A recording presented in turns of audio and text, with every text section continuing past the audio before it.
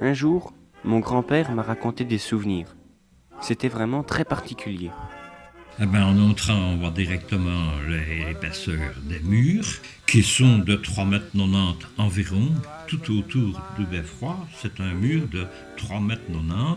Et quand on voit l'escalier, il fait à peu près 1 mètre de l'arche, et il est établi lors de la construction de murs de 3 mètres. Sur le côté, on voit qu'il y avait des anciennes... Enfin, on a mis maintenant une rampe en fer, alors que dans le temps, c'était comme des gros pitons qui étaient fixés dans le mur.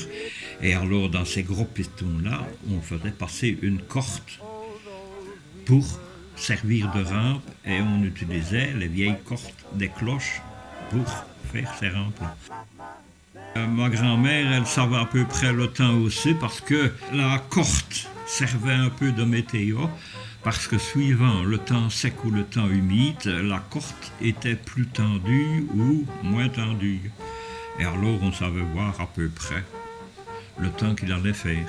La pièce, au premier étage, la pièce fait 4,50 m de haut. Dans les épaisseurs de 3 mètres, on a laissé des trouées, si on veut, qui donnent vers l'extérieur. Et ces trouées servaient soit de petites pièces près des fenêtres pour voir clair et savoir travailler, ou alors certaines servaient de vestiaire, l'autre de chambre à coucher. C'était coincé dans le mur de 3 mètres. Et alors, les cheminées, à ce moment-là, on faisait du feu, hiver comme été. Parce qu'en été, il faisait bon, à cause de l'épaisseur des murs, toujours. Il fallait quand même un petit feu, parce qu'il ne faisait pas trop chaud. Et en été comme en hiver, ça servait pour faire les dîners, faire ce qu'il fallait chauffer. Il n'y avait pas d'éclairage, on n'avait que une lampe à pétrole qui était pendue au milieu de la pièce, mais qu'on montait ou qu'on descendait, ça dépend ce que c'est qu'on faisait. Le grand-père, lui, il avait trouvé le système, on mettait une lampe à pétrole ordinaire sur la cheminée, et il montait sur une chaise au coin de la cheminée, et en même temps, il savait lire son journal à la lueur de la lampe à pétrole. La grosse lampe qui était au milieu ne servait que pour les repas, et c'était une lampe qu'on savait monter et descendre. Il y a le petit coin, quand on va du premier pour aller au deuxième, c'est là que le grand-père avait son petit atelier pour faire ses gravures de verre. Les marches du deuxième étage étaient beaucoup plus faciles parce qu'elles n'étaient pas si hautes.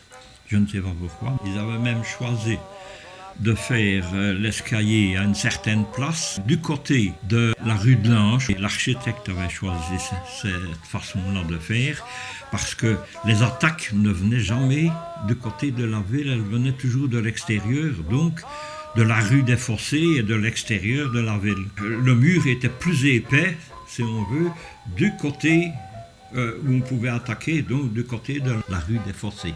Rue Émile Cuvelier maintenant. On monte au deuxième, là c'était une pièce beaucoup plus haute. Le dessus de la voûte au deuxième étage, il a une hauteur de 8,34 m. C'est pour ça qu'on a fait sûrement le montage de la voûte en ogive. Il y avait aussi des armoires dans le mur qui servaient, pour ainsi dire, de frigo. À l'intérieur, il y avait toujours une bonne température puisque c'était dans la pierre directement. Et au deuxième étage, c'est à peu près la même disposition, sauf qu'il fallait beaucoup plus chauffer au deuxième étage à cause de la hauteur. Il y avait aussi des avancées dans les murs pour faire des champs. Henri Baudard, qui faisait des gravures, avait demandé à ma grand-mère, mon arrière-grand-mère, de se mettre du côté de la fenêtre pour qu'il puisse réaliser son œuvre. Dans le plafond, il y avait 2 trous qui venaient du grenier. Ces 2 trous servaient pour descendre les cordes de la grosse cloche qui était tout au-dessus. Parce qu'il n'y avait que cette façon-là de la faire fonctionner. Il fallait être à 2, un de chaque côté. Ça sonnait, on tirait de l'autre, ça sonnait. Et la cloche était fixée sur une grande roue où les deux cordes pendaient. Quand je suis devenu plus grand et plus fort, ça suffisait à nous deux avec le grand-père pour sonner. Et bien souvent, je me faisais enguirlander parce que je ne lâchais pas la corde, ce qui fait que je montais. Et il disait toujours, tu vas aller te péter la tête au plafond. On sonnait la cloche pour les jours de fête, en général. Donc les fêtes comme le 21 juillet, même le 14 juillet, mais on faisait surtout ça, c'est quand il y avait des manifestations à l'extérieur.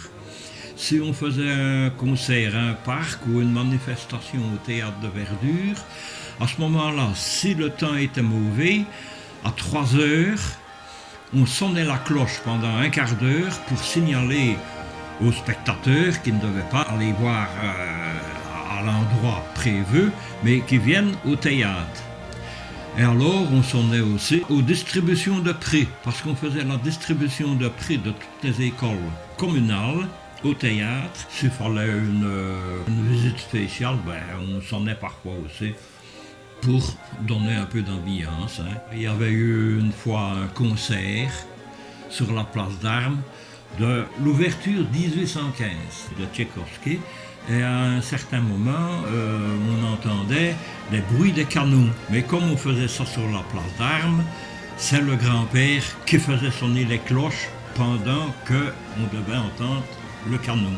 Au grenier, il y avait l'horloge aussi. Il fallait une force parce que les poids étaient très très lourds.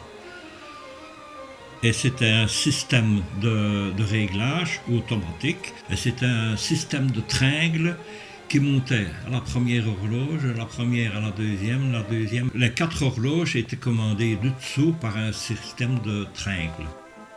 Il fallait 3 poids qu'il fallait remonter tous les jours.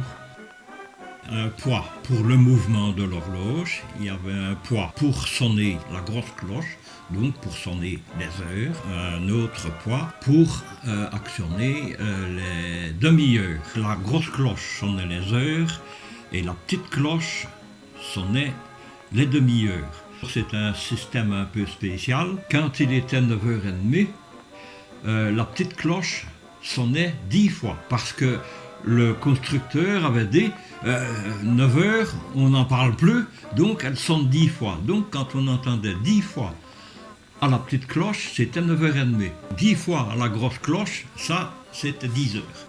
Et c'était des beaux cadrans en émaillé qui étaient bien blancs, des belles aiguilles, et tout le monde voyait facilement les heures. Et on a voulu mettre des horloges électriques qui n'ont jamais fonctionné, qui sont toujours à l'abandon là, et on ne fera jamais plus rien avec.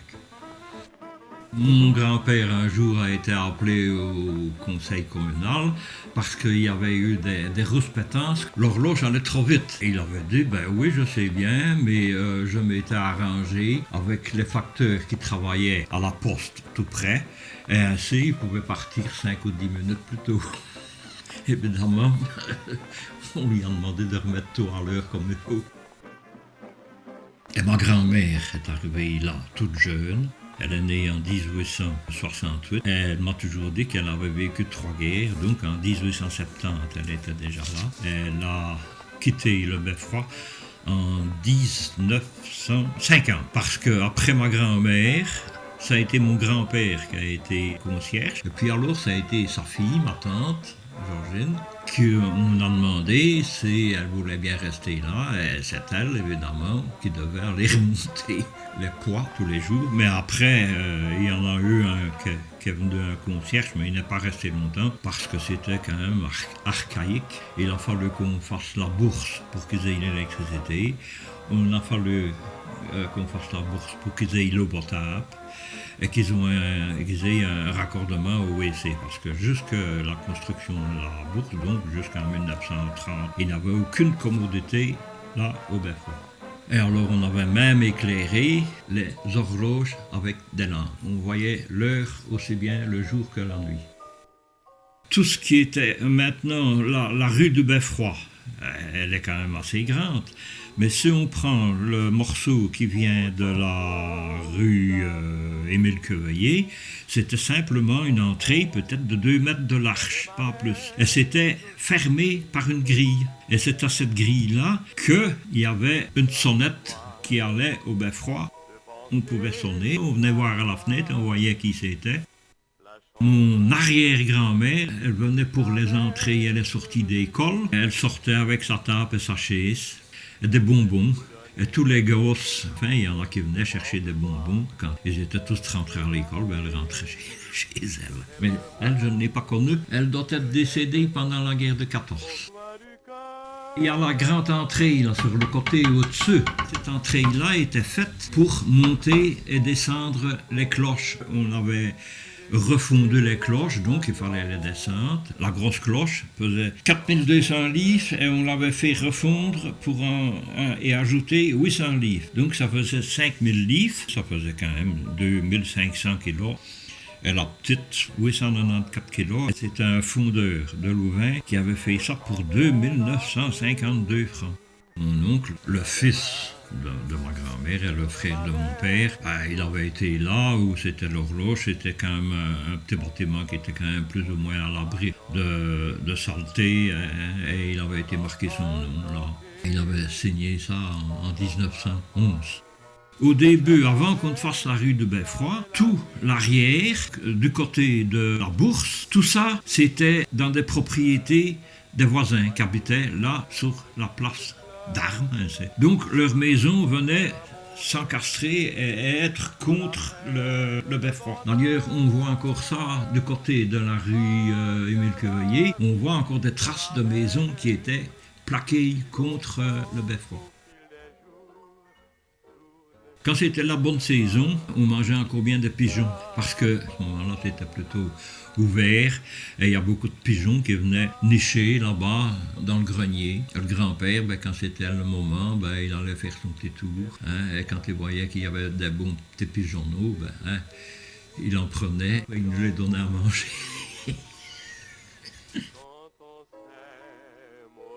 Et quand il faisait bon, ma grand-mère, puisqu'il fallait faire les lessives, elle allait mettre sécher au grognon. Où c'était le grognon, mais alors à ce moment-là, c'était une partie simplement avec de la pelouse. Toutes les voisines et toutes celles des environs qui faisaient les lessives, elles allaient là pour mettre à la pelouse. Et quand il faisait mauvais, qu'ils ne savaient pas mettre ça à l'extérieur, elles montaient au grenier où il y avait des cordes, elles mettaient sécher là. Il y a eu le bombardement 18 août en 1944 qui n'a servi à rien puisque les Américains essayaient d'avoir le pont de Luxembourg et ils ont attrapé toute la ville sauf le pont de Luxembourg. Et les premières bombes étaient tombées déjà à la rue de Fer. Et à ce moment-là, il y avait eu quand même alerte. Beaucoup venaient au Beffroi pour se mettre à l'abri. Ils logeaient là par terre avec une couverture ou n'importe. Et alors, comme il y avait eu alerte, il y en avait beaucoup qui étaient venus s'asseoir sur le bord. Et ils disaient, les boches qui vont encore ramasser sur leur gueule, on les voyait passer bien haut, et puis alors tout d'un coup, les bombes sont tombées. Et il y en a une qui est tombée où c'est maintenant la galerie de Beffroi. Et à ce moment-là, c'était un local de la Croix-Jaune et Blanche où on donnait des soins tous les jours. Et il y avait un concierge, et lui et sa femme habitaient là, et ils ont été tués tous les deux. Quand on jouait aux cartes, c'était